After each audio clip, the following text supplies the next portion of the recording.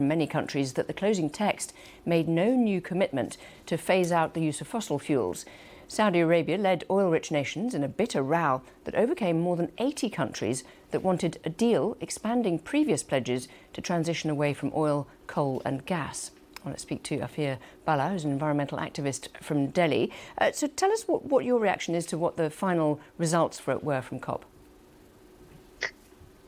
Thank you. Thanks for having me. Well, I think it's been a bit of a bittersweet COP because it's certainly fallen short on the expectations that developing countries had of this COP.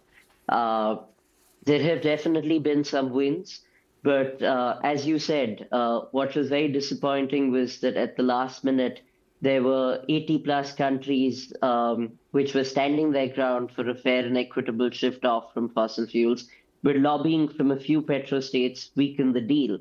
Other than that, one of the core priorities for this COP was agreeing on a set of indicators for the Global Goal on Adaptation, the GGA, which is a technical process that became very intertwined with high-level negotiations on adaptation finance under the multi-round decision.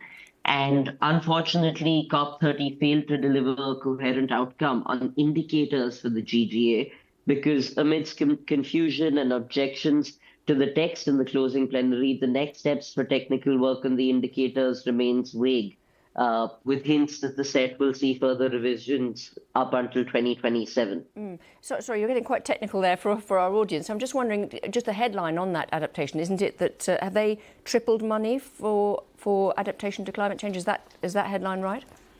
Absolutely. So there has been an agreement to triple adaptation finance, but there is the Global Goal on Adaptation, which is a technical process, as you said, and the indicators which comprise the Global Goal on Adaptation remain to be sort of finalized. So in terms of country-level commitments to adaptation finance, there's definitely been a win with that tripling. But in terms of the indicators that COP30 was set to finalize on the Global Goal on Adaptation, that remains postponed to up till 2027.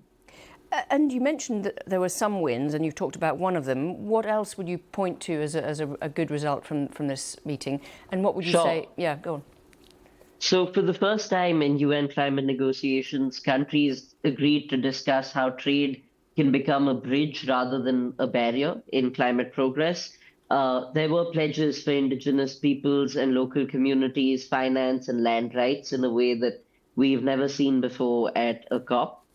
There were 13 nations and one regional coalition which launched country platforms to mobilize public and private finance at scale for climate and development priorities.